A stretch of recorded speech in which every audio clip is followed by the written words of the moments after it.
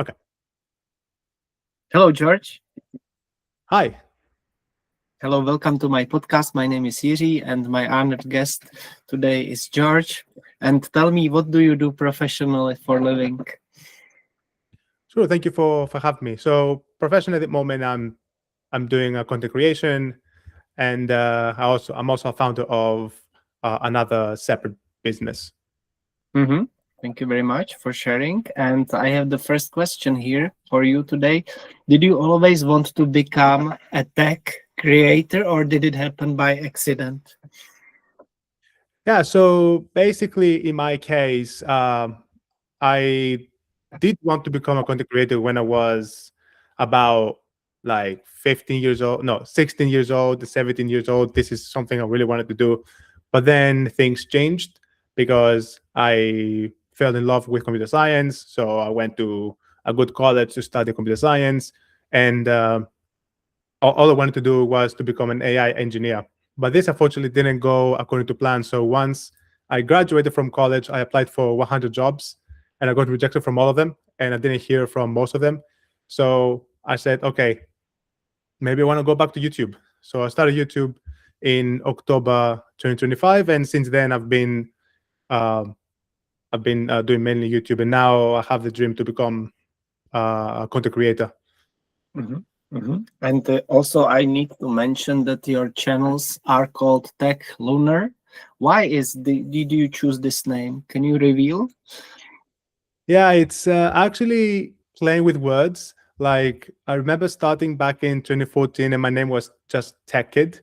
And it's funny because my dad told me, George, you really need to change your name because this is something that many other people use. You have to be more unique. So I changed my name to Tech Pocket because I thought of doing content about reviewing tech like phones and gadgets that can fit in your pocket.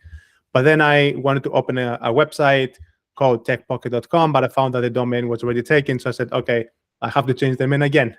And then after playing with words, uh, I just thought, okay, maybe TechLuna would match. And also by saying TechLuna, it actually matches in some way. I know it doesn't really make sense, but matches in some way.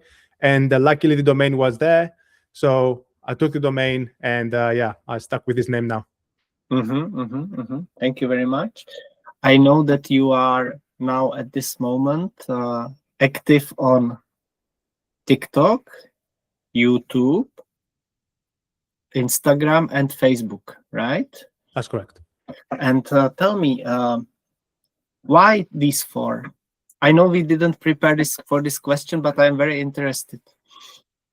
Yeah, of course. So actually, after I started, like when I started in October 2025, I didn't have any plans of going back to YouTube. I actually wanted to start with TikTok because I was seeing a lot of creators online earning money from TikTok, and also TikTok being a way of sharing content and then growing. I did have this mindset. I have to be honest, but after posting a few content on TikTok, this is when I thought, okay, staying on TikTok is not the best way of growth. I thought, okay, I need to expand my content creation to Facebook, YouTube, and Instagram, and um, and this is when I started becoming more serious about content creation because eventually I thought, okay, I can make content creation, but if I want to grow, if I want to grow as a content creator, I need to do more stuff than reviewing phones. So this is when I started also showing my face as well. Which phone do you recommend at this moment in your life to our audience who are listening now? Would you recommend, like for a normal user who is maybe an entrepreneur, maybe a solopreneur and needs just for his business and for his family? What would you recommend? At the moment, it's actually quite funny because Apple 3 days ago released the iPhone 17e, which is a budget phone compared to the iPhone 17 that was considered as a budget phone back in September 2025. I would recommend the 17e because I also made a video about it where um, the differences are very small. Like it's only the wide lens camera not being present and Mhm. also slightly shorter battery. But again, with iPhones, the battery is always a problem, so it doesn't really make much of a difference. So yeah, the iPhone 17e would be best for pretty much everyone, even for entrepreneurs or for Mhm. Mhm. general users. And if you were to talk about other options as well, for example, Android, what would that be? For Android, I mean, in my mind, it's always about the S26 Ultra. Mhm. Mhm. Mhm. But of course, this is a high-end phone. But I would possibly recommend maybe I like the Google Pixel. It has a Mhm. really good camera. Mhm. I would Mhm. possibly go with that. Or maybe Xiaomi. It also has good cameras as well. So I would possibly go for either Xiaomi or Google Pixel. Thank you, George. I would like to thank everybody who is listening. Thank you very much that you are listening to us. If you have any question for George, put it under this video and he will be very happy to answer every single question. Let's go on. You want to make it interesting for everybody to learn about things that you are teaching, right, on the social media.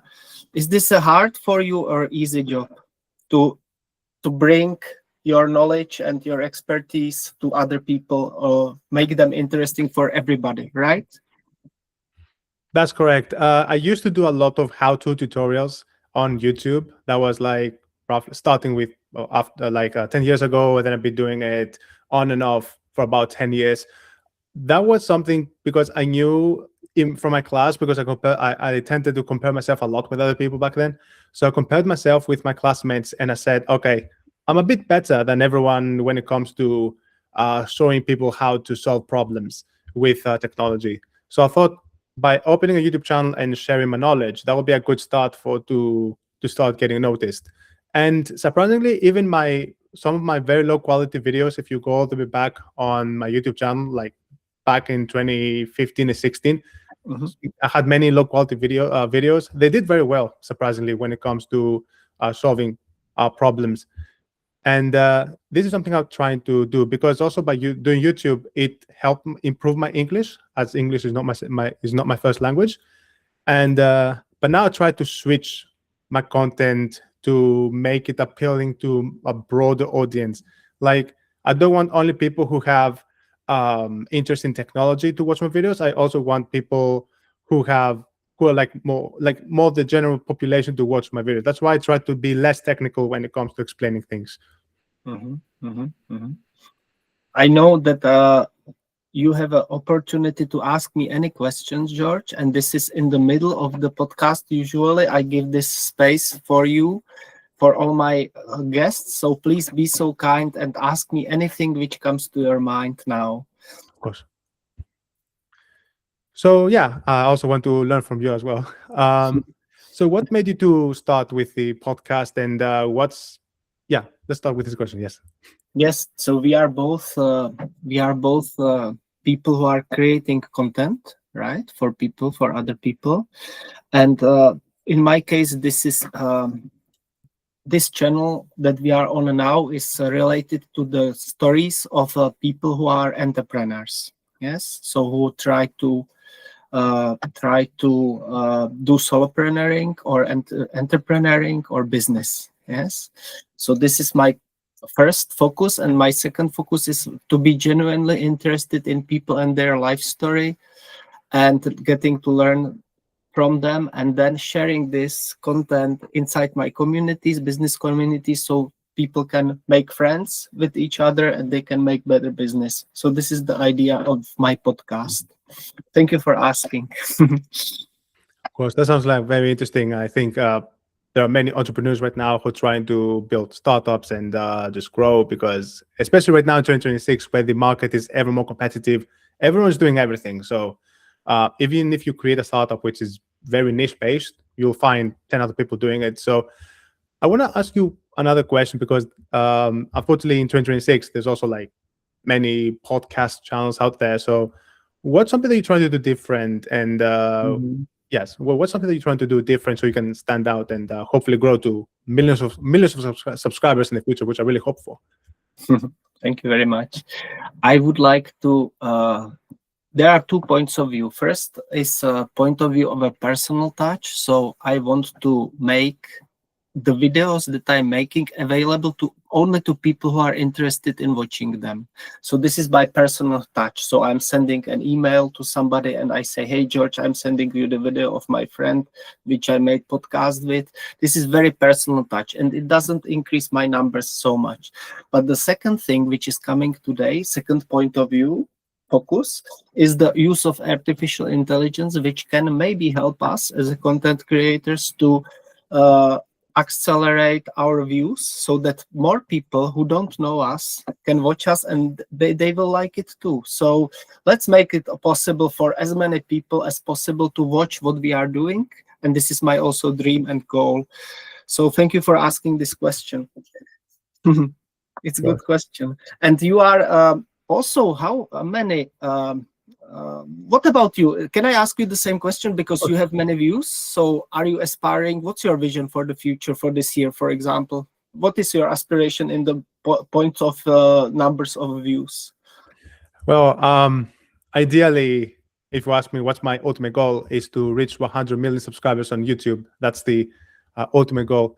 Now, given that it's of course very difficult to do that, and it requires many more mini steps to be taken before that happens. At the moment, my goal is to actually learn how can I make the best videos possible with the equipment that I have right now.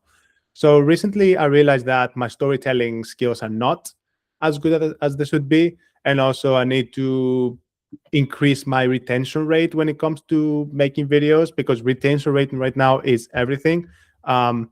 So you may have the best video, but if your retention rate is very low, then YouTube is going to overshadow you. And also very important is to learn how can I make my videos appealing? Like how can I increase my click-through rate, which also called as CTR? Because if you have the best video again and you don't have an appealing thumbnail and an appealing title, people are not going to click your videos, and you're going to see a click-through rate of 0.1 or even less. So so my goal is to learn this. How can I make the best videos with the equipment that I have right now, and how can I improve my click-through rate and retention rate as well. So by this, you have also answered my next question. What is your biggest challenge now, right? Is this it? Yes, at the moment is exactly. Like how can I improve my CTR? How can I improve my retention rate? But I would be honest, this is not something that can happen within one day. I will have to stay committed and making videos and keep making videos and see where it fails. Look at the analytics, where people stop watching. Why did people dropped off? Why did it, for example, within the first 10 seconds, the viewership dropped from 100 to 40%, 100% to 40%. And that's why I also started the 365 Project Challenge, where I post one long form video per day, roughly 3 minutes, sometimes could be all the way up to 8 minutes. And I started this 10 days ago. So today is like the 11th video I'll be posting. So I'll be making this later today, which is it's very intense, very consistent. Is a good way to build consistency. And also it's something that you can learn every single day, because you're making videos every single day. You see what fails and you try to make this better the next day. I would like to, George, encourage you also to put down the links for your channels under this video after I post it. And let's close this podcast together. Tell me, have you any final words for our audience? Yes, I would like to say that unfortunately now in 2026 it's very difficult to stand out. However, there's one thing that always wins the race. So if you start, actually, I'm gonna revert a little bit backwards. So if you want to start now. Like, don't overthink about it. Don't think about, oh, I need to make the best videos. I need to buy the best camera. I need to buy my best laptop. No, just just think of what you have and make the video. Because if you watch my very first video, it was me on my grandma's bedroom having an old VGA camera and filming how to jailbreak an iPod Touch. That was my very first video. And if you watch it, it's very cringe, like very I don't even want to watch it. It was that bad.